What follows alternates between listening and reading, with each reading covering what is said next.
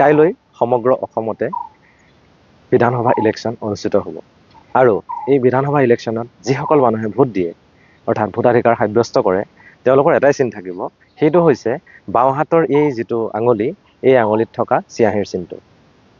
এই চিয়াঁহীটোৰ নাম হৈছে ইনডেলিবল ইংক আৰু এই চিয়াঁহীটোৰ যিটো ফৰ্মুলা হয় সেই ফৰ্মুলাটো প্ৰস্তুত কৰিছিলে CSIR নেশ্যনেল ফিজিকেল লেবৰেটৰীয়ে আৰু এই ইংকটোত ব্যৱহাৰ কৰিছিলে এটা কেমিকেল ৰাসায়নিক পদাৰ্থ যাৰ নাম হৈছে চিলভাৰ নাইট্ৰেট আৰু যাৰ ফৰ্মুলা হৈছে AgNO3।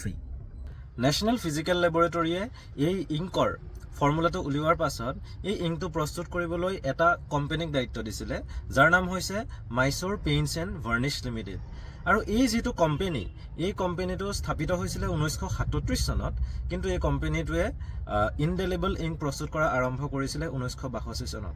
2024 চনৰ লোকসভা ইলেকশ্যনত এই কোম্পানীটোৱে আটাইতকৈ বেছি ইনডেলিবল ইংকৰ অৰ্ডাৰ পাইছিল আৰু তাত আছিল 26.55 লাখ ভায়েলছ। আৰু এই যিখিনি ভায়েলছ আছিলে সেই ভায়েলছখিনিৰ টোটেল কষ্ট আছিলে অলমষ্ট 55 crores। এই কোম্পানীটোৱে এতিয়ালৈকে 30খনতকৈও অধিক দেশলৈ এই ইনডেলিবল ইংক এক্সপৰ্ট কৰি আহিছে।